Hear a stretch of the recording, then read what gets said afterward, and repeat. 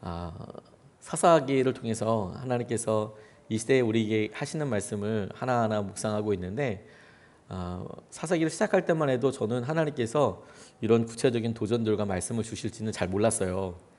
사사기 말씀을 하나님께서 이번에 기도하면서 이렇게 말씀을 전하면 되겠다, 전체의 틀을 정하고 횟수를 정하고 그렇게 계획할 때 그냥 제가 하나님께서 이걸 통해서 우리 가운데 은혜와 마음을 누리면 좋겠다라고 기도하는 것보다도 하나님께서 더 많은 것들을 질문하게 하시고 깨닫게 해주시는 것 같아서 참 감사합니다. 하나님께서 이 사사기를 통해서 우리의 일상을 깨고 하나님 앞에 더 나아갈 수 있도록 그렇게 우리 도전하시고 붙잡게 되기를 주님의 이름으로 축복합니다. 우리가 여러 불편함과 어려움이 각자 모두에게 있습니다. 내 성격은 원래 그래 라고 할 정도로 우리의 성격과 우리의 지난 과거가 어떠해서 그 과거에 매임이 있는 사람들이 많이 있습니다. 그래서 그게 힘들다고도 이야기를 하고 어쩌면 당연하다라고도 이야기를 하겠죠. 저희 아버지께서 잘 본인의 과거 이야기를 하시지 않는데 정말 가끔 가뭄에 콩나듯이 정말 가끔 아버지 예전 삶에 대해서 이야기해 준 적이 있어요. 어렸을 때에 대해서. 아주 어렸을 때 부모님이 이렇게 있으셨던 것, 뭐 6.25가 있었던 것들, 뭐 그런 그때 소년이셨던 것들, 피난 다녔던 뭐 이런 이야기보다도 뭐 그때 어려움 겪었던 일, 원체 말이 없으시니까.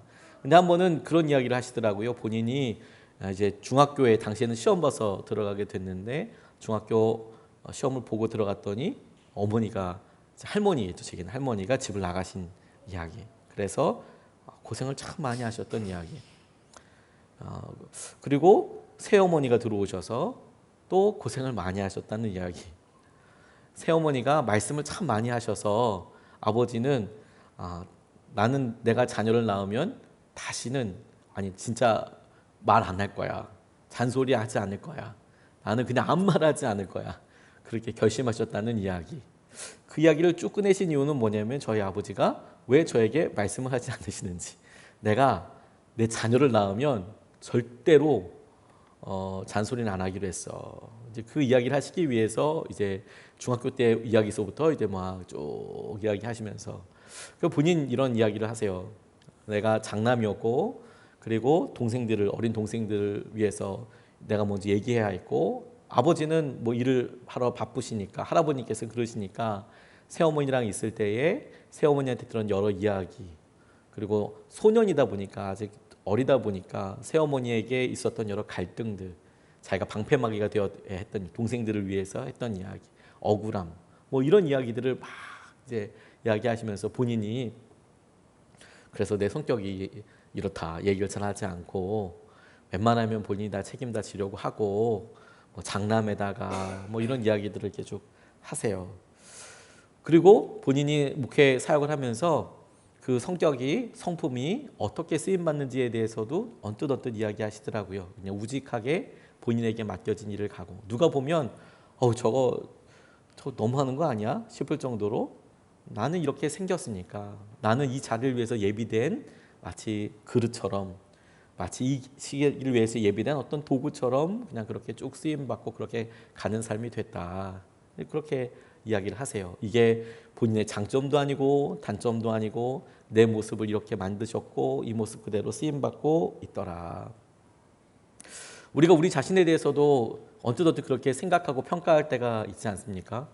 우리 그냥 어떤 때는 그냥 부러움처럼 우리가 조금만 더 부자였으면 혹은 내가 그때 내가 원하는 그런 일을 했었으면 내 삶이 조금 변하지 않았을까? 이런 막연한 기대부터 시작해서 그게 왜 안 될까를 생각해 보면서 난 내 마음의 모습은 왜 이럴까? 내 안에 어떤 장점도 있지만 왜 단점들은 이렇게 있을까? 그렇게 자기를 반추하게 되죠. 우리 모두에게는 이렇게 우리 모습의 독특한 모습과 특징들이 있습니다. 어떤 사람은 그것을 장점이라고 부르기도 하고 어떤 사람은 똑같은 그런 모습을 단점이라고도 이야기를 합니다. 그런데 바로 그것을 하나님께서는 우리 삶을 하나님의 목적과 뜻대로 쓰시기 위한 놀라운 모습과 모양으로 만드신, 빚으신 결과라는 것을 우리가 다시 질문하고 붙잡을 필요가 있겠다는 생각을 했어요. 우리가 거쳐오는 고난이 우리가 거쳐왔던 여러 과정들이 하나님께서 지금의 우리 자신의 모습을 만들기 위한 꼭 필요한 과정이고 연단 순서였다라는 것이죠. 순서가 조금만 바꿔도 되지 않을 만큼의. 예전에 어떤 자매 이야기를 듣고 참 되게 감동한 적이 있었는데요. 심연주라는 청년 이야기를 들었어요. 양아버지 밑에서 이렇게 자라다가 연락이 두절이 됐대요. 양아버지가 이제 연락 두절되고 아이들 놔두고 그냥 나가버린 거죠. 어머니는 안 계시고. 그러니까 이제 아이가 여러모로 외간이 힘들었겠죠. 씻고 이런 게 아이가 한다는 게 뭐 그렇게 쉽지는 않지 않겠습니까? 자기가 아무리 깨끗이 한다고 하더라도 빨래도 그렇고요. 그러니까 이제 아이들한테 너 냄새나 뭐 이렇게 하고 왕따를 당하기 시작했대요. 동생들도 막 그렇게 되고 졸지에 소녀 가정이 된 거죠. 서울로 올라오게 됐답니다. 중학교 1학년 때. 그런데 중학교 1학년 때 서울에 올라가는데 뭐 특별한 방법이 없더래요. 뭐 그리고 자기가 이제 소녀 가정이 되다 보니까 쌀 뭐 이런 게 없더래요. 그래서 김치 뭐 밀가루는 이렇게 오는데 그런데 뭐 그게 특별하게 어떤 건 되지 않는 거죠. 그리고 학교를 특별히 가야 될 목적도 없으니까 학교도 그만두게 됐답니다. 그래서 집에서 뭐 애들은 학교 보내고 자기 혼자서 이 어린 나이에 할 게 없잖아요. 그런데 애들이 또 뭐 자기 동생들도 뭐 공부를 열심히 하는 건 아니고 근데 동생이 빌려온 잡지를 이렇게 보는데 만화책 잡지를 이렇게 보는데 잡지 뒤에 무슨 탭스 토플을 통해 대학을 들어가는 그런 아마 선전 같은 게 있었나 봐요. 만화책 뒤에 별책에 그런 만화책에 그런 좋은 페이지도 있나 봐요. 만화책을 이렇게 보다 보니까 뒤에 대학을 들어가는 그런 방법 중에서 영어 잘하는 영어 특기자 전형 이런 게 아마 나와 있었나 봅니다. 그래서 탭스 서울대에서 한 그 탭스나 토플을 잘하면 영어만 잘하면 그러면 대학을 갈 수 있다. 그런데 집에서 빈둥빈둥 TV만 보던 이 어린 아이에게 이게 굉장히 중요한 도전이 돼서 그래? 영어만 잘하면 돼? 공부를 다 할 필요가 없이? 그래서 영어 공부를 열심히 하게 됐대요. 학원 갈 수 있는 건 안 되니까 그냥 EBS TV를 보고 토익 공부를 한 거죠. 그리고 2년 동안 열심히 했답니다. 그래서 첫 토익 2년 후 시험 좀 해서 시험을 봤는데 980점을 맞았대요. 980점이면 이거 하나 두 개 틀린 거예요. 정말 잘한 거예요. 엄청 잘한 거죠. 다른 거 안 하고 학교 안 가고 혼자서 집에서 이게 토익만 좀 공부해서 그리고 검정고시를 봤는데 전 과목 100점 혼자서 그렇게 했답니다. 그래서 부산 외대를 들어가게 됐대요. 영어 특기자 전형으로 부산 외대에 들어가게 됐는데 다른 친구들보다 1년 빨리 들어가게 됐대요. 고등학교 3학년 나이에 들어가게 됐답니다. 근데 이 아이가 교회에 나가게 됐는데 교회에 주일 나가게 된 이유가 뭐냐면 그러면 밥을 먹을 수 있기 때문에 다른 것들은 다 이제 뭐 나라에서 뭐 밀가루 포대도 나오고 뭐 이러니까 먹을 수가 있는데 제대로 된 밥을 먹으려고 그러면 주일날 교회에 가야 밥을 먹을 수 있는 거예요. 저희 교회도 밥 잘하는데 저희 교회 왔으면 저희도 잘해줄 텐데 아무튼 그런 생각이 들었어요. 그래서 교회를 그렇게 가게 됐답니다. 대학교 2학년 때 강의 통역을 맡았대요. 근데 그 강의 통역을 맡는데 하필이면 그 자기가 강의를 통역해야 될 주제가 고령화 사회였답니다. 고령화 사회. 그러니까 그거에 대해서 자기가 통역을 잘하고 싶으니까 고령화 사회에 대해서 공부를 하게 됐대요. 무슨 얘기가 들릴지 모르니까 겁나잖아요. 고령화 사회에 대한 책도 그냥 대충 보고 용어라도 좀 알아두고 그래야지 교수님이 얘기를 하면 그러면 그런 통역을 할 수 있으니까. 통역하다가 이 고령화 사회의 아주 이런 심각성을 알아서 세계적인 노인학자가 되기로 결심을 했다는 거예요. 그리고 유엔 청소년 한국 대표가 되고 풀브라이트 장학금을 받게 돼서 이제 유학 가게 되는 그런 이야기를 들었어요. 대단하죠? 고난이라고 생각하는 여러 일들의 시작을 보면 그냥 이 고난이 끝까지 계속 될 것 같지 않습니까? 그리고 그 고난이 마치 학교를 자퇴하고 그리고 내가 너무 가난하고 힘들어서 그만두기 때문에 우리 삶의 이력서에 우리 삶의 어떤 우리를 표현하는 그림에 영원히 지우지 못할 어떤 흉처럼 흔적처럼 잉크가 확 떨어진 것처럼 그런 느낌으로 남았다 싶은 일들이 그 다음의 관점에서 그 다음을 보면 하나님께서 인도하시기 위한 굉장히 중요한 통로이고 과정이 돼요. 그게 너무 중요한 건 아니겠습니까? 오늘 에웃이 그런 마음의 한계, 그런 독특한 모습을 갖고 있었어요. 성경은 에웃에 대해서 이야기할 때 유독 강조하고 있는 것이 무엇이냐면 왼손잡이였다는 표현을 하고 있습니다. 15절 말씀을 보면 이스라엘 자손이 주님께 부르짖으니 주님께서 그들에게 한 구원자를 주셨는데 그가 곧 베냐민 지파 게라의 아들인 왼손잡이 에훗이다. 이렇게 나와 있습니다. 왼손잡이 에훗이다. 사사들의 이야기를 이야기할 때 여러 설명들이 있지만 특별히 에훗에 대해서 이야기할 때 그가 왼손잡이라는 것이 어떤 의미가 있는가에 대해서 여러 주석서들에 대해서는 거의 뭐 이렇게 이야기를 해요. 당시에 왼손잡이라는 것이 사람들에게 어떤 핸디캡처럼 여겨지게 되고 너는 다른 사람과 똑같지 않아. 다 오른손잡인데 너 혼자 왜 왼손잡이야? 부정해. 뭐 이런 식으로 생각을 하고 다른 사람들에게는 손가락질 대상이 되었다는 거예요. 사회적인 통념으로 다 오른손잡인데 너만 왼손잡이인 거 보니까 너 좀 뭔가 이상해. 너 뭐 좀 불길해. 이런 느낌이었을 것이다 라고 이야기하는 사람이 많더라고요. 저는 거기에 거의 동의합니다. 그럴 수 있겠다. 당시의 사회가 그랬을 테니까. 왜냐하면 전쟁을 나가도요. 줄을 쭉 서서 전쟁을 하는데 줄을 쭉 설 때 이 사람들이 나갈 때 전투했던 방식이 뭐냐면 왼손에 방패, 오른손에 칼 이런 거였거든요. 물론 그 후대의 일이긴 하지만 로마 시대 때 이야기는 하겠지만 똑같이 모습을 갖추지 않으면 힘들지 않습니까? 그런데 이 베냐민 지파는 조금 더 독특한 의미로 이 왼손잡이라는 걸 쓰고 있어요. 뭐냐면 사사기 20장 16절 말씀 저 맨 뒤에 보면 사사시대 때 베냐민 지파랑 온 이스라엘과 싸우는 장면이 나오거든요. 그때 베냐민 지파를 설명할 때 이런 말이 나와요. 20장 16절 말씀에 이 모든 사람 가운데서 뽑힌 700명 왼손잡이들은 무림매로 돌을 던져 머리카락도 빗나가지 않고 마치는 사람들이었다. 베냐민 지파 사람들에 대한 묘사예요. 이 왼손잡이 700명 왼손잡이들은 이라고 나와 있어요. 그러니까 왼손잡이가 사람들에게 있어서 어떤 터부의 대상이나 혹은 어떻게 저럴 수가 있어 라고 생각하는 것 플러스 더해서 태어날 때부터 다 왼손잡이일 수는 없지 않겠습니까? 700명이나 됐다라는 것은 그때는 왼손잡이가 있는 700명 이런 느낌이라기보다는 배우기도 하고 베냐민 지파에 태어났기 때문에 다 그렇게 했구나 이렇게 생각했던 사람들이 있었다라는 거죠. 그런데 또 커다란 단체의 모습을 보면 베냐민에서는 왼손잡이가 당연하고 그런데 이스라엘 전체에서 보면 아니 저런 왼손잡이들이 있나? 이렇게 보면서 또 역시 큰 사회 공동체 입장에서 보면 뭔가 좀 아쉽고 힘든 사람으로서 생각되는 그런 경향들이 있었던 것 같아요. 우리가 이런 왼손잡이 같이 사회에 혹은 우리 자신에게 보여지는 눈들이 있다는 것을 묵상하면서 계속 질문하게 됐어요. 우리가 태어날 때부터 사람들에게 이상해, 다른 사람들과 좀 달라라는 것 외에 우리가 살았던 장소, 우리가 겪었던 여러 일들, 그런 일들이 베냐민 지파에서는 700명이나 되는 사람들이 있어서 그런 사람들 많았어. 나 같은 사람 많았어. 그랬는데 이사를 가고 혹은 학교를 들어가고 어느 직장에 들어가고 그러고 보니까 예전에는 괜찮은데 지금 여기서는 이상해. 내가 소수가 되고 사람들로부터 손가락질을 받고 그게 정말 힘들고 어려운 순간으로 다가오게 된다는 거죠.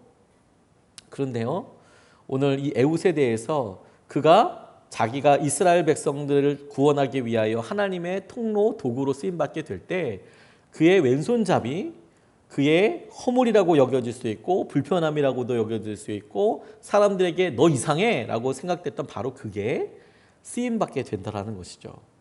저는 그걸 왼손잡이 사명이라고 생각을 했어요. 그렇게 이름 붙여봤습니다. 내가 다른 사람들과는 좀 다른데 내 독특한 성격으로 인하여서 독특한 마음으로 인하여서 그게 사람들에게 통로가 되고 은혜가 되는 것으로 오히려 쓰임받게 되는 것이죠. 제 삶에서 그런 게 참 많은 것 같아요. 목회자 자녀로 자랐고 그래서 가난한 교회에서 오랫동안 거의 대부분을 그렇게 사역을 하고 또 선한 목자 교회에서도 사역을 하고 그런 몇 가지 큰 덩어리 것들이 저를 만들고 그리고 그렇게 경험했던 것들이 사람들 다가갈 때나 그리고 제게 여러 사역자들, 동력자들이 함께할 때에도 조언해 줄 수 있는 가장 중요한 통로들이 되더라고요. 하지만 저는 그런 것들을 자랑할 거라고 생각하지는 않습니다. 제가 선택한 것은 아니거든요. 제가 목회자의 자녀로 태어나는 것은 제가 선택한 일은 아니었어요. 그런데 그게 특별한 사명이 된다는 겁니다. 코리텐품 여사가 독일 강제 수용소에서 예수님의 증인으로 살았던 삶에 대해서 유명하죠. 그래서 주님은 나의 피난처라는 저자로 잘 알려져 있는데, 그녀는 그보다 덜 알려진 주님을 위한 도보 여행이라는 책을 쓰기도 했대요. 근데 거기에 러시아에 사는 한 여인의 이야기가 등장합니다. 이 여인은 늙고 병들었답니다. 그리고 소파에 푹 기대어 앉아 있었고, 다발성 경화증, 이거 되게 아파요. 다발성 경화증. 제가 정말 친한 사람이 앓고 있거든요. 이거 굉장히 아픕니다. 아픔이 움직이지 못해요. 그래서 여인의 품을 망가뜨릴 대로 망가뜨리는 거죠. 약을 제대로 먹지 않으면 너무 힘들고 몸이 굳어요. 몸이 사방으로 뒤틀리고 쿠션에 의지해야만 겨우 앉을 수 있어요. 거동도 불편해서 일체 불가능해서 식사해서 화장실 가는 것까지 모두 남편의 도움을 받아야 했답니다. 근데 몸 전체에서 그녀가 움직일 수 있는 부분이 오른손 집게 손가락 요거 하나, 요게 유일했답니다. 그가 움직일 수 있는 게 요 오른손 집게 손가락.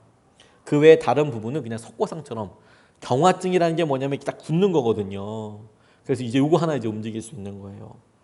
그러니까 이 여인이 그 손가락 하나로 놀라운 일을 해냈는데, 그게 뭐냐면 이 집게 손가락으로 이 하나로 밤낮으로 타자기 자판을 이렇게 움직이는 거예요. 밤낮으로 타자기를 이렇게 쳐서 단어와 문단을 만들어내고, 그래서 그녀가 성경과 여러 기독교 신앙 서적을 러시아어로 번역하는 사역을 하고 있다는 거예요. 이거 하나로 계속. 시간이야 말할 수 없겠죠. 열 손가락으로 막 쳐나가는 거랑 한 손으로 독수리도 아니고 이게 찍어 나가는 거랑은 정말 차이가 나죠. 그러니까 그 모습을 보는데 정말 감동 자체이기도 하지만, 이 코리텐품 여사가 그 여인을 보고 너무 진짜 깊은 연민이 다가오더래요. 어떻게 이런 삶을 사나. 그러니까 기도가 되는데, 주님, 이렇게 불쌍한 이 여자분을 좀 치유해 주십시오. 이런 기도가 막 저절로 나오지 않겠습니까? 그렇게 기도를 했답니다. 근데 여인의 남편이 코리텐품 여사가 말할 수 없이 안타까워하는 모습을 보고 이렇게 말하더래요. 남편이 아내가 아픈 데는 하나님의 특별한 목적이 있답니다. 이게 무슨 소린가 계속 이야기하기를, 이 도시의 모든 그리스도인들은 비밀 경찰의 철통 같은 감시를 받지요. 왜냐하면 그때 당시에 스탈린 이후에 공산 정권이 소련이라는 나라를 만들고, 지금은 다 소련 연방이 다 흩어졌지만 당시엔 소비에트 연방이 있어서 강력한 공산주의로 치하 안에 있었잖아요. 그랬던 때이기 때문에 철통 같은 감시를 받고 있는데, 아내가 오랫동안 중병을 앓아온 탓에 이곳은 아무도 들여다보지 않는다는 거예요. 아내가 오랫동안 아프니까 뭔가 할 수 있을 거라고 생각하지 않아서, 덕분에 아내는 비밀 경찰에게 들리지 않고 번역을 할 수 있는 유일한 사람이 되었습니다. 이렇게 이야기하더라는 겁니다. 몸이 멀쩡하지 않으니까 비밀 경찰이 뭘 해도 냅두는 거예요. 뭘 하겠나? 근데 그 안에서 계속 러시아 땅에서 하나님 말씀이 전달되도록 번역을 하고, 성경 말씀을 번역하고, 한 손가락으로 그렇게 번역하면서 안전하게 할 수 있는 유일한 사람이 되더라. 우리의 연약함과 우리의 상황이요, 때로는 우리 스스로도 이해가 안 될 때가 있지 않습니까? 그래서 막 괴로워하기보다 왼손잡이 사명이라고 생각을 해야겠다고 고백하게 됐어요. 이런 모습 때문에만 쓰실 수 있는 게 있지 않을까? 이런 모습 때문에만 사실 하나님께서 쓰실 수 있는 것이 있지 않을까? 제가 가난했기 때문에, 그리고 어렵게 여러 상황들을 넘어섰기 때문에, 제가 목회자 자녀이기 때문에, 혹은 제 성격에 다른 사람들에게는 정말 쉽게 발견되지 않은 어떤 결벽, 완전하려고 노력하는 거라든지, 그게 어떤 때는 저한테는 되게 커다란 단점처럼 보이거든요. 반드시 넘어가야 될 모습처럼 보여지거든요. 그런데 그렇게만 생각할 게 아니라, 이런 모습을 통하여서 하나님께서 이루실 왼손잡이 사명인 거구나. 내가 이것을 통해서 행하시고 일하게 하시는 것들을 하나님께서 원하시는 거구나. 이 모습으로 하나님께서 날 쓰기 원하시는 거구나. 내게 주신 이 모습으로 이런 어려움을 가지고 이렇게 하나님께서 하시는 것을 원하시는 거구나. 그런 생각이 들었어요. 사명은요, 우리 모두에게 동일하거든요. 근데 이 왼손잡이 사명을 놓고 생각할 때 우리의 모습이 다 다르니까 똑같이 비교할 수는 없지 않습니까? 근데 이 사명의 아주 핵심과 본질을 생각해 보면, 이 사명은 철저히 개인적이에요. 철저히 혼자 하는 겁니다. 혼자 하는 거예요. 저는 오늘 본문 말씀에서 에훗이 이런 중요한 일을 할 때 그가 보여줬던 행동을 통하여서 그렇지, 사명은 각자지, 사명은 자기 혼자 하는 것이지, 감당은 자기 혼자 하는 것이지 다시 한번 깨닫게 됐어요. 오늘 본문 18절에서 21절까지 말씀을 보면 이렇게 나와 있습니다. 에훗은 조공을 바친 뒤에 18절에 그 조공을 메고 온 사람들을 돌려보냈다. 그리고 에훗 자신은 길갈 근처 돌 우상들이 있는 곳에서 되돌아와, 지금 여리고에 있는 거죠. 여리고에서 그 에글론이 있는데 거기서 조공을 바치고 길갈까지 나갔다가 거기서 다 돌려보내고 자기 혼자 길갈에서 다시 여리고로 돌아온 거예요. 그리고 이야기라는 겁니다. 에글론에게 19절에 임금님 제가 은밀히 드릴 말씀이 있습니다 하고 아뢰었다. 왕이 모시고 섰던 부하들에게 물러가라고 명령하자 그들은 모두 물러갔다. 에훗은 왕에게 다가섰을 때에 마침 왕은 시원한 그의 집 다락방에 홀로 앉아 있었다. 에훗이 임금님께 전하여 드릴 하나님의 말씀이 있습니다 하니 왕이 자리에서 일어섰다. 그때에 에훗은 왼손으로 오른쪽 허벅지에서 칼을 뽑아 왕의 배를 찔렀다. 이렇게 나와 있습니다. 이스라엘 백성들의 고통이 하나님께 닿자 하나님께서 구원자를 선택하셨고 에훗에게 그와 같은 일을 시키셨잖아요. 그런데 지금 그 땅을 다스리고 있는 패주, 그 땅의 패권을 가지고 있는 왕이라고 불리우는 사람을 암살하는 거잖아요. 일종의 암살을 하러 들어가는 겁니다. 자, 그렇게 받은 사람은 에훗이지만 그런 일들을 여러 방법으로 할 수 있잖아요. 근데 에훗이 선택했던 방법은 뭐냐면 자기와 함께 조공을 왔던 사람들 일단 다 안전하게 돌려보냈어요. 그리고 그가 그렇게 거사를 치르고 이제 혼자 도망하는 겁니다. 전체적인 그림을 보았을 때 왜 그랬을까? 일단 1대1로 싸워서 이길 수 있는 방법은 없겠죠. 전투를 해서 지금 요 조공을 들이러 몇 명이 갔는지는 모르겠지만 그 숫자와 여리고 성을 다스리고 있는 이 왕과 왕의 군대와 싸워서 이긴다는 것은 불가능하겠죠. 이스라엘 전체가 싸워도 아마 불가능하다고 판단되었을지도 모르겠습니다. 그러니까 그렇게 할 게 아니라 비정규적 전투로, 게릴라 전투로 하게 되는데 그때에도 사람들을 안전하게 보내고 자기에게 있었던 왼손 쓸 수 있는 이걸 가지고 일을 하더라. 혼자서 이 모든 일들을 하더라. 제가 혼자서 이런 걸 감정이입을 해봤어요. 만약에 나라면, 내가 그 자리에 있다면 얼마나 외로웠을까, 얼마나 두려웠을까. 그러니까 마치 우리가 뭐 첩보 영화의 뭐 주인공처럼 그곳에서 지금 내가 하려고 있는 것을 철저히 감추고 이제 내가 어떤 일을 하려고 하는 거지 않습니까? 그런데 사람들이 다 있는 자리에서 그렇게 내가 다가갈 수 있을까? 얼마나 두려웠을까? 혹은 얼마나 외로웠을까? 그 마음이 어땠을까? 이런 질문들을 해보게 됐어요. 더군다나 지금 쉽게 이야기하면 화장실까지 따라 들어갔다는 거 아니에요. 그 예전에는 화장실이 따로 있었던 게 아니니까요. 화장실이 따로 있었던 게 아니라 화장실이 따로 만들어진 것은 거의 20세기 다 돼서 만들어지기 시작했습니다. 그래서 프랑스 베르사유 궁전에도 화장실이 없습니다. 그 18세기, 19세기에 지어진 것도 화장실이 다 없어요. 우리나라도 물론 없었고요. 당시에도 마찬가지죠. 큰 방에서 그냥 그렇게 했는데 거기까지 따라 들어가서 혼자서 그렇게 하더라라는 겁니다. 사명은 참 외로운 길이에요. 그 사명을 받은 사람들 아니면 이해하지 못하거든요. 왜 그렇게 하는지 주위에서 이해를 잘 못해요. 사명을 받은 사람에게는 너무나 당연한 일이거든요. 그렇게 해야 된다라고 생각을 해요. 그런데 그걸 이해하지 못하는 사람들이 더 많아요. 아무도 없는 곳에서 혼자서 있는 사람들이 있거든요. 근데 그때 자기의 사명에 대한 모든 일들이 결정되는 경우들이 참 많아요. 사람들은 어떻게 생각할지 모르지만 목회의 대부분을 제가 한번 떠올려 봤어요. 사명을 생각하면서. 제가 하나님께서 주신 사명, 제가 하나님의 뜻대로 순종하면서 살고 싶습니다 라고 그렇게 고백하고 나아갔을 때 하나님께서 목회의 길을 열어주시고 부르셔서 목회를 하고 갔잖아요. 그래서 제 삶을 준비하면서 제 삶의 대부분이 어디에서 이루어지는지를 굉장히 고민을 많이 했어요. 물론 여러 다양한 만남들이 있겠지만 제일 많은 퍼센트가 어디일까 보니까 혼자서 하게 되는 일이더라고요. 예를 들어서 목회의 대부분이 기도하는 자리에서 결판 나는 것 같아요. 혼자서 있는 자리. 그리고 목양실에서 계속 컴퓨터 앞에서 혼자 앉아있고 기도하거나 책을 보거나 성경을 보거나 혼자서 계속 무엇을 하는 그 자리. 그러니까 사명이라고 제가 받은 것은 성도들을 사랑하고 만나고 그들을 하나님의 말씀을 가르쳐서 지키게 해라. 그 말씀을 단순히 순종하는데 그런 사명이 이루어지는 과정과 실제 장소를 생각해 보니까 거의 그런 혼자서 드는 생각들은 거의 분투와도 같이 내가 잘할 수 있을까? 내가 지금 잘하고 있는 걸까? 실제로 이런 일들을 가지고 계속해서 때로는 두렵고, 때로는 불안하고, 때로는 믿음으로 구했다가 평안했다가 뭐 이런 것들이 계속 나름 그릇이 계속 커지면서 그와 같은 일을 하게 되더라고요. 마치 그렇게 생각하고 나니까 에글론 왕에게 본인이 생각했던 거사를 하고 갈 때 이 일을 하게 해야 되는 건가? 언제 하면 될까? 어떻게 기회를 잡을까? 어떻게 둘이 있을 수 있을까?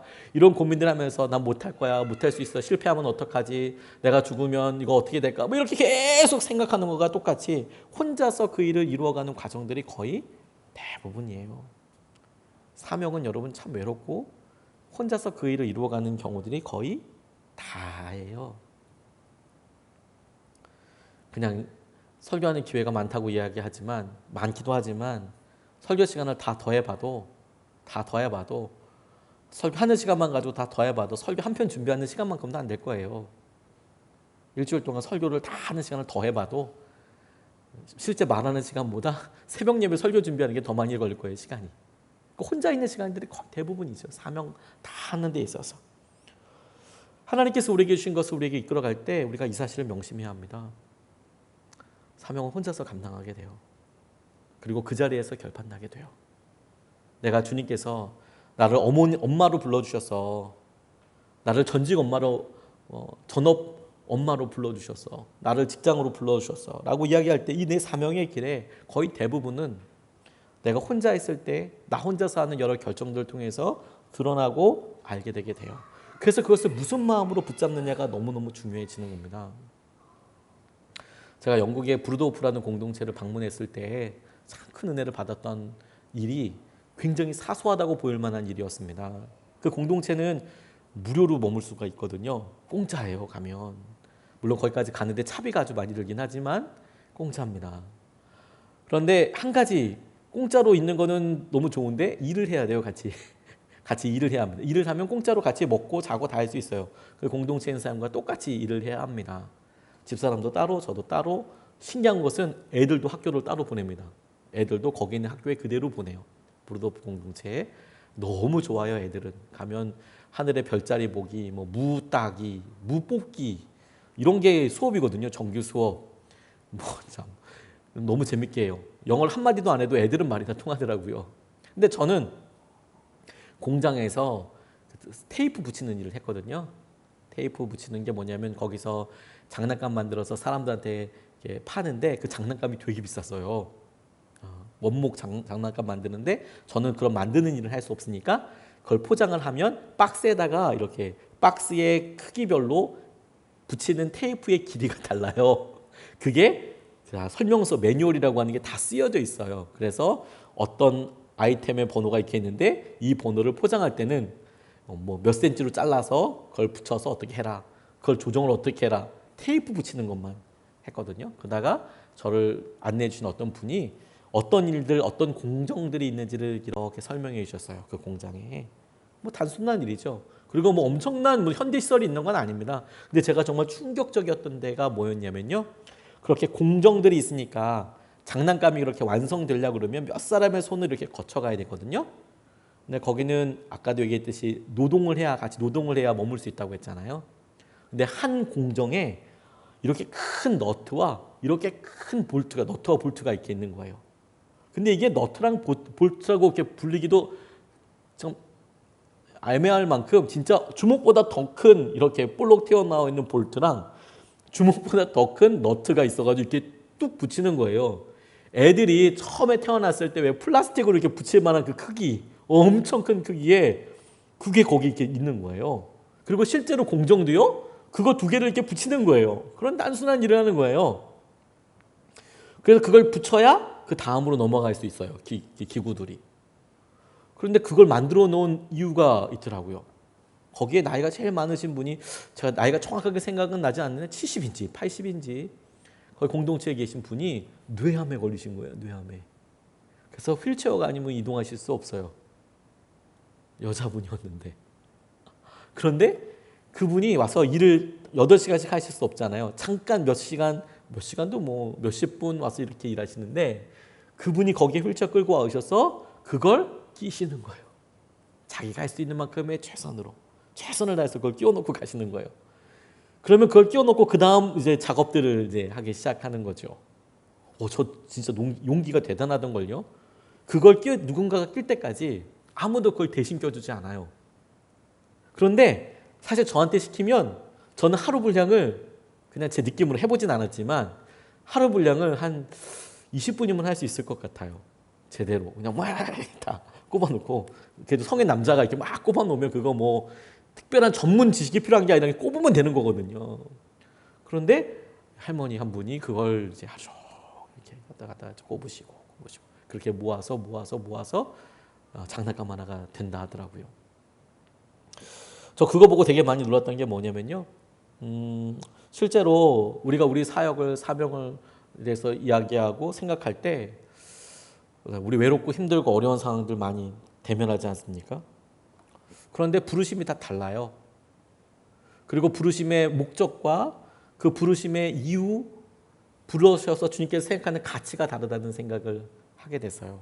우리가 보기에 아이고 내가 하고 있는 이 일이 너무 단순해. 누구도 다 할 수 있을 거야. 이건 진짜 아무나 다 할 수 있을 거야. 이건 여자라면 다 할 수 있어.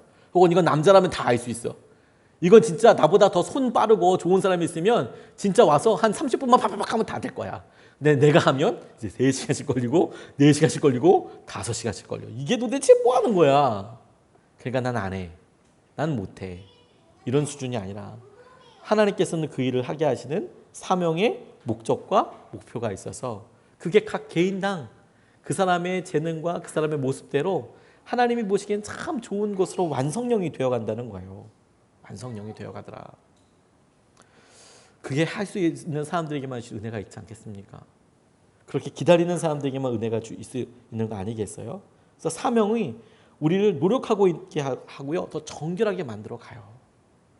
사명은 혼자서 우리가 끝까지 주님께서 하시는 은혜들을 메워 달리고 나아가는 거예요.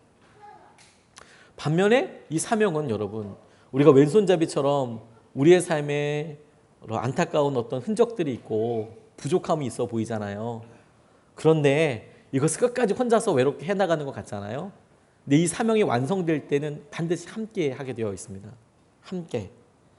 26절로 30절 말씀을 보면 그들이 기다리는 동안에 에훗은 몸을 피하여 돌 우상들이 있는 곳을 지나서 스이라로 도망쳤다. 그가 그곳에 이르러 에브라임 산간 지방에서 소집 나팔을 불자 이스라엘 자손이 그를 따라 산간 지방에서 쳐내려 갔다.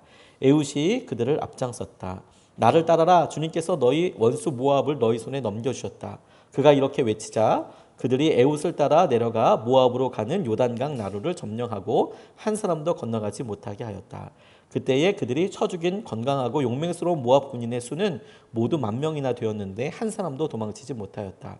그날 모압은 굴복하여 이스라엘의 통치를 받게 되었고 그 뒤로 그 땅에는 80년 동안 전쟁이 없이 평온하였다. 이렇게 이야기합니다. 이스라엘의 지도를 생각해 볼 필요가 있어요. 이스라엘이 요단강을 건너왔습니다. 그리고 요단강 동편, 여러 모시기는 이쪽으로 얘기했군요. 요단강 동편에 모압과 암몬이 있었어요. 근데 여리고는 이 요단강을 건너온 이쪽 서쪽 편에 있습니다. 이스라엘 지역에 있어요.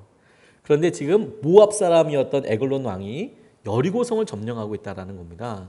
그러니까 이스라엘을 다스려야 될 땅에 모압 땅이 요단강을 건너와서 그래서 요단강 건너인 여리고성을 점령하고 있었다라는 이야기죠. 그런데 에글론을 죽이고 이스라엘 백성들이 다 와서 나루토를 지켰다는 얘기가 뭐냐면 이 요단강을 건너가지 못하도록, 다시 말해서 이 모압 이곳에 점령하고 있었던 점령군들이 다시 건너서 모압 땅에 가지 못하도록 지금 나루토를 지키고 그들을 무찔렀다라는 이야기입니다. 그러니까 완전히 괴멸시켰다 이런 이야기를 하고 있는 것이죠. 지도를 생각하면 이게 간단하게 이해가 됩니다. 우리는 한 사람이 탁월해서 에글론 왕을 죽였다. 그래서 완성이다 라고 생각하지만 그렇지가 않아요. 그게 시작이에요. 하나님께서 우리에게 온전한 자유와 승리와 평안을 누리기 위해서 반드시 함께 동력하는 게 필요합니다. 의외로 저는 아주 탁월하신 분들이 어려운 일을 당하시는 일들을 많이 봐요. 정말 탁월하시거든요. 그런데 다른 사람들 동력하는 방법을 잘 모르세요. 그래서 엄청 고난을 많이 겪으세요. 자기를 도와줄 수 있는 사람이 있었으면 좋겠다고 이야기하시지만 실제로 누군가가 도와드리려고 와도 잘 맡기지를 못하세요. 본인이 하는 걸 더 편안하게 생각해요. 그러니까 일이 평생 떠나진 않아요. 본인에게. 그러니까 엄청 고생 많이 하세요. 믿고 맡기지 않으면 사실 어렵잖아요. 그런데 사명의 커다란 그림, 하나님께서 내게 주신 사명과 또 다른 사람에게 주신 사명들이 모아서 하나님께서 말씀하시는 완전한 승리와 완전한 평화가 이루어지게 되는 거거든요. 그리고 그것은 반드시 우리가 기도해야 될 중요한 기도 제목이라고 하나님께서 알게 해주셨어요. 그리고 준비해야 되는 것이다. 뿐만 아니라 우리 스스로도 하나님께서 이루실 아름다운 모자이크, 아름다운 완성된 승리를 위해서 우리가 온전히 사명을 감당하고 하나님께서 우리에게 주신 일을 묵묵히 순종해 나가면 아무 변화가 없어 보이지만 또 다른 사람의 순종과 또 다른 사람의 사명들이 이어지게 될 때 이게 힘을 받아서 지렛대로 아주 무거운 돌을 떠서 올릴 수 있듯이 그와 같은 하나님의 일이 우리에게 보여지고 알게 되어지는 것이구나. 이걸 주님께서 우리에게 알게 하신다고 생각했어요. 이스라엘 군대에 모압에 10,000명이나 되는 사람들을 이길 수 있는 힘이 있었네요. 저력이. 하지만 에글론이라는 사람이 갖고 있었던 정치력이나 혹은 여러 수완을 이길 수 없다고 생각했었나 보네요. 그런데 한 사람이 일어나서 그 에글론을 죽이고 나니까 그래 그럼 우리 다 같이 모여서 이참에 모압을 다 무찔러 보자 라고 응축된 힘으로 나올 수 있는 것 아니겠습니까? 여러 사명들이 기다림이 하나 되어서 하나님께서 예비하신 놀라운 것들을 이루어 나가요. 이런 일을 위해서 왼손잡이도 필요한 것이고 그 사람이 계속되어서 외로움과 두려움을 넘어서는 순종도 필요하고 결정적인 순간에 함께하는 게 필요한 거예요.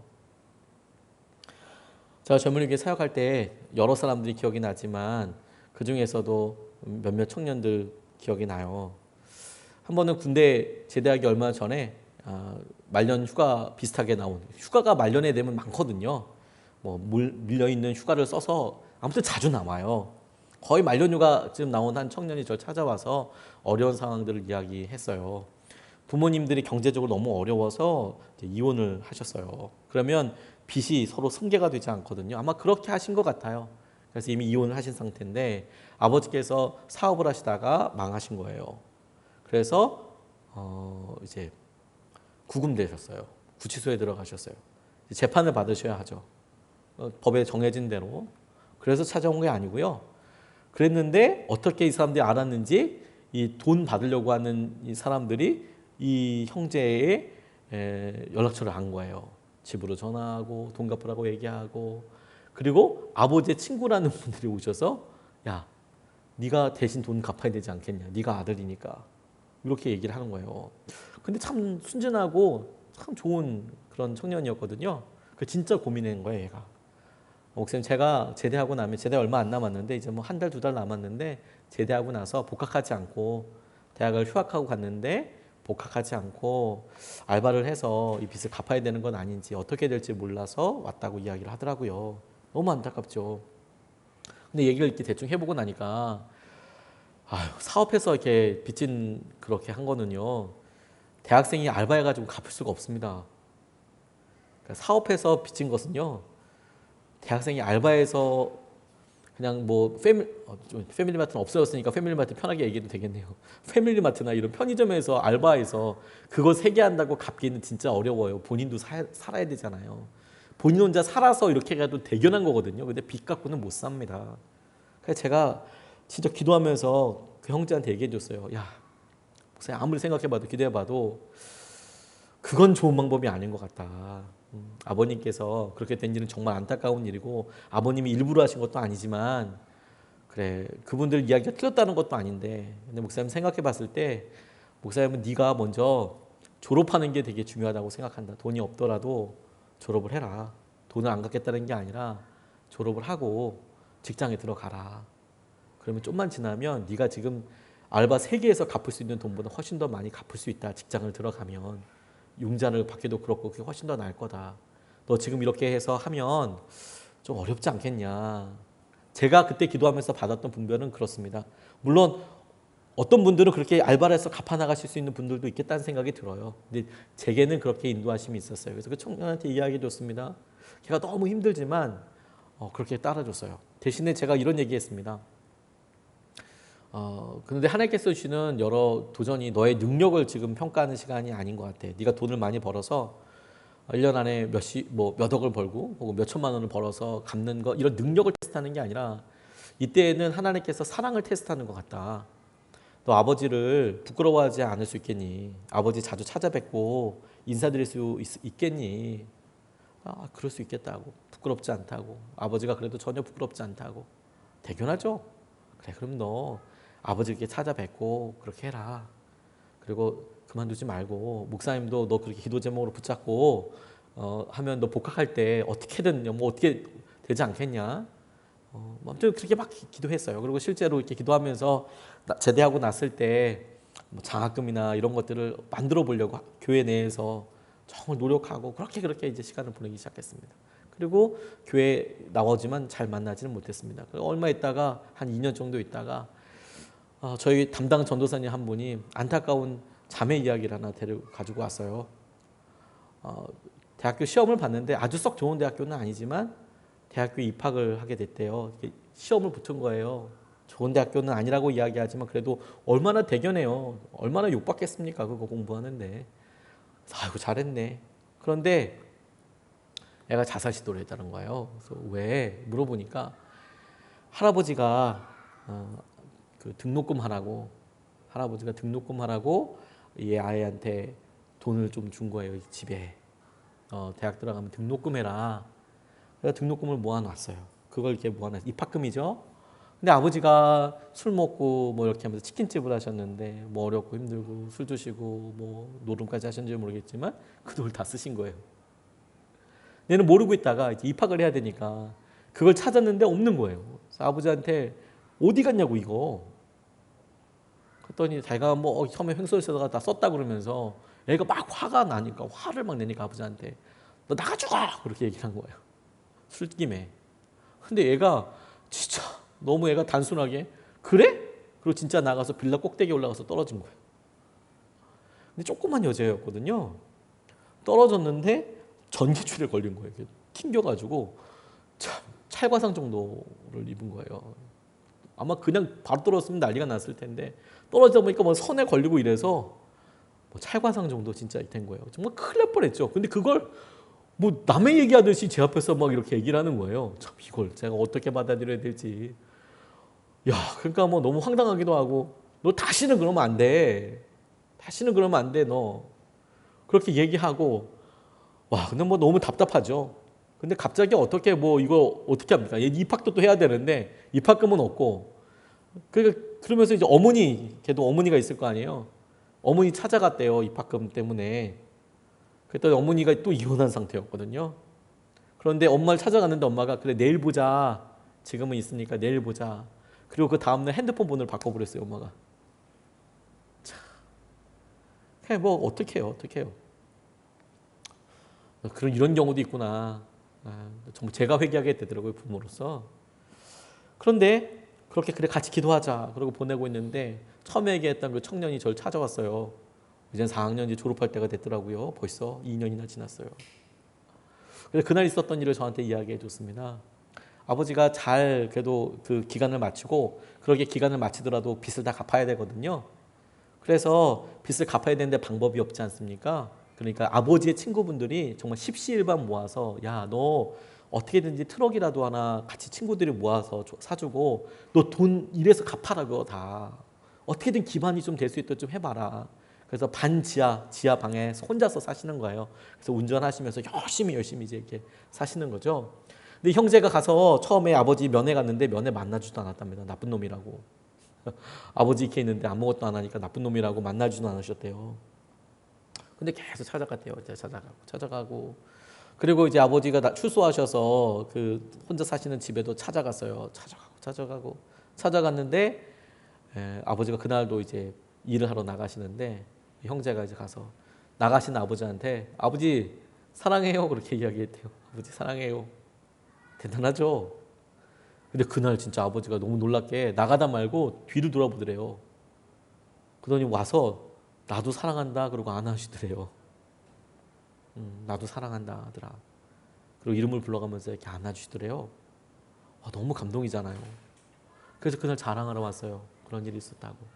목사님, 아버지가 오늘 이렇게 해서 이런 일이 있었다고. 와, 너무 대견하다. 그래, 우리가 능력을 시험하는 게 아니라 하나님 사랑을 점검하시는 거 맞구나. 그래, 맞구나. 그렇게 생각을 했어요. 근데 얘가 저한테 그러더라고요. 근데 그걸로만 온 건 아니고 다른 일도 있다고. 얘가 그렇게 졸업하고 나니까 졸업하기를 준비할 때까지 지금은 어떤지 모르겠지만 그때 당시에는 4학년 1학기만 돼도 취직을 시켜줬어요. 4학년 1학기만 돼도 물론 수업은 가끔 이제 와서 도장 뭐 이런 건 있지만 4학년 1학기 때부터 인턴이라는 걸로 이렇게 들여보냈습니다. 월급이 한 120만 원 조금 넘었나 봐요. 걔가 다녔던 직장은요. 근데 4학년 1학기 때부터 인턴을 했어요. 잘 됐죠. 잘 풀렸어요. 그래서 열심히 하다고 하고 이제 거의 뭐 12월 달 정도 되니까 이제 꽤 시간이 됐잖아요. 근데 이 녀석이 처음에 그 들어갈 때 복학하고 이럴 때 교회에서 뭐 여러 장학금이라는 거 알아보고 뭐 이런 일도 하고 기억하고 있는 거예요.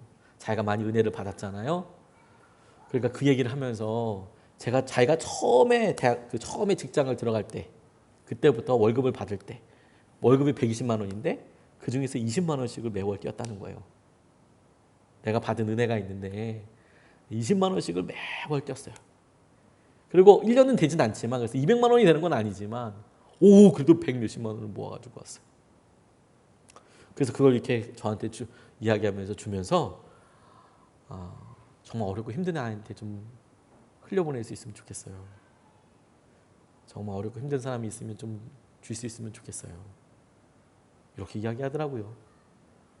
저 진짜 너무 깜짝 놀랐어요. 그 돈과 어떻게 하고 되니까 등록금이 나오더라고요. 어떻게 하니까 등록금이 다 되더라고요. 너무 등록금이 채워지더라고요. 사명이 누군가의 순종과 누군가의 사명을 기다리고 있어요. 저 이 설교 마지막으로 마무리하는데 그렇지 우리가 하나님 나 혼자서 사명 감당하는데 너무 힘들어요. 이거 누가 안 하면 주나요? 이런 생각을 하다가 문득 이런 생각이 들었어요. 아니야. 지금 하나님께서 만나게 해주실 또 다른 사명자 하나님께서 만나고 회복시켜 주실 또 다른 사람이 지금 예비되고 있어. 그래서 우리가 지렛대처럼 힘점처럼 우리가 톱니바퀴들이 딱 맞물리는 것처럼 하나님께서 딱 만나게 하실 때 우리가 확 힘이 될 거야. 그때까지 하나님께서 내 순종과 우리의 사명을 하나님께서 연단하고 훈련시키고 계시는 거야. 함께 이루게 될 테니까. 이게 너무너무 중요하겠다는 생각을 하게 됐어요. 하나님께서 우리에게 주실 것은 승리잖아요. 완전한 승리. 그 승리를 위해서 하나님께서 우리에게 놀라운 주의 은혜와 계획을 좀 주신 거잖아요.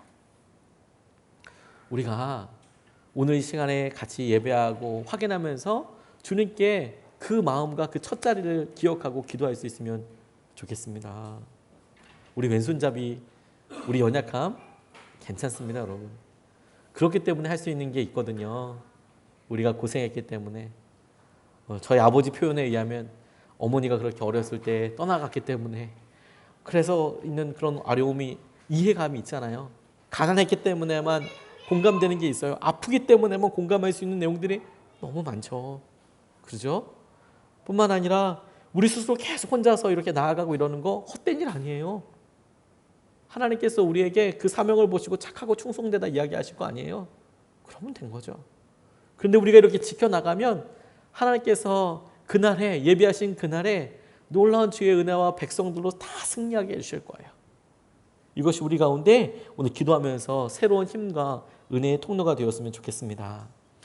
그래서 찬양하고요. 같이 기도하고 싶습니다. 아무것도 두려워 말라 찬양하고 싶습니다. 두려워하는 게 전부 다가 아닙니다, 여러분. 하나님께서 우리를 붙잡아 주시고 이끌어 주셔서 주의 마음으로 우리를 다스려 주세요. 기도하면서 그것에 대해서 감각이 열렸으면 좋겠습니다.